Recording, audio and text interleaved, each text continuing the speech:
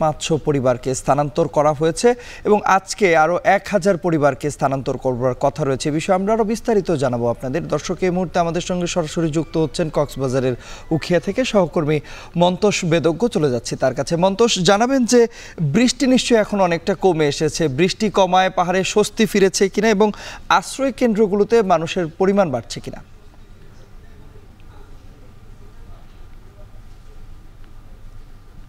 তন্ময়, আশ্রয় কেন্দ্রগুলোতে গতকাল পর্যন্ত 500 মতো রোহিঙ্গা পরিবার আশ্রয় নিয়েছিলেন। আশ্রয় কেন্দ্র বলতে মূলত রোহিঙ্গা ক্যাম্প কেন্দ্রিক যে লার্নিং সেন্টারগুলো রয়েছে, মূলত বিভিন্ন বেসরকারি সংস্থা এই লার্নিং সেন্টারগুলো চালায় এবং সরকারিভাবে ত্রাণ ও প্রত্যাবাসন কমিশনারের কার্যালয় সেই প্রতিষ্ঠানগুলোর আসলে দেখভাল করে। এবং উখিয়ার 9 নাম্বার এবং 10 নাম্বার ক্যাম্পে 9 নাম্বার ক্যাম্পে 90টির মতো লার্নিং সেন্টার রয়েছে এবং 10 নাম্বার ক্যাম্পে রয়েছে 60টির মতো লার্নিং সেন্টার।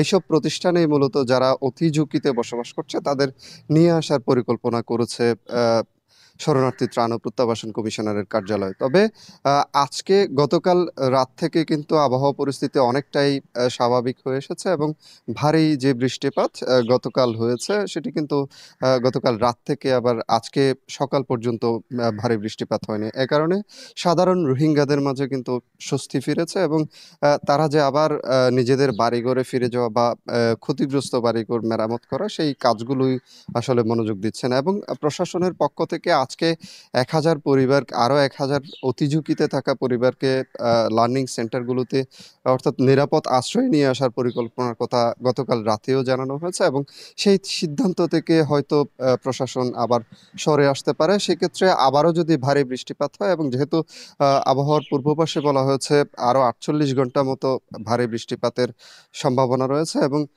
সেটিকে মাথায় রেখে কিন্তু প্রশাসনও সেভাবে প্রস্তুতি নিয়েছে এবং সেই প্রস্তুতির অংশ হিসেবে গতকাল 500 পরিবারকে সরানো হয়েছিল এবং আজকে আরো 1000 পরিবারকে সরানোর যে পরিকল্পনা সেটি হয়েছে এবং এই পরিকল্পনাটি আজকে যেহেতু পরিস্থিতি স্বাভাবিক হয়েছে, এই পরিকল্পনাটি বাস্তবায়ন হবে কিনা, পরিবারগুলোকে সরানো হবে কিনা সেই বিষয়ে এখন পর্যন্ত সকালের যে সিদ্ধান্ত সেটি এখনো আমরা জানতে পারিনি।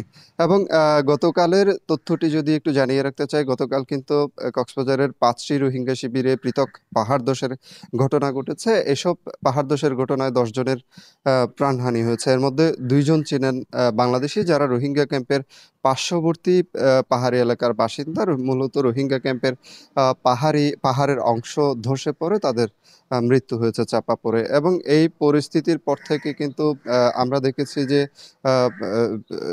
শরণার্থী ত্রাণ ও প্রত্যাবাসন কমিশনারের কার্যালয় থেকে কিন্তু সরানোর যে উদ্যোগ সেটি নেওয়া হয়েছিল এবং ইতিপূর্বেও 2019 সালে এবং 20 সালে কিন্তু 15 থেকে 20,000 বাসিন্দাকে এইসব ঝুঁকিপূর্ণ এলাকা থেকে সরানো হয়েছিল এবং তাদেরকে একটি আলাদা একটি ক্যাম্প করে সেখানে নিয়ে যাওয়া হয়েছে। এবং এবারও 200 মতো পরিবারকে পুরোপুরি স্থান যে বসত বাড়িগুলোতে রয়েছেন সেই বসত বাড়িগুলো থেকে একেবারে সরিয়ে নেওয়ার উদ্যোগ নেওয়া হয়েছে। সেটি হতে পারে 20 নাম্বার রোহিঙ্গা ক্যাম্পের বর্ধিত অংশে তাদেরকে সরানো হতে পারে। তন্ময়, এই ছিল আমার কাছে সবশেষ। কক্সবাজার থেকে আমাদের সঙ্গে যুক্ত হয়েছিলেন সহকর্মী মন্তোষ বেদজ্ঞ।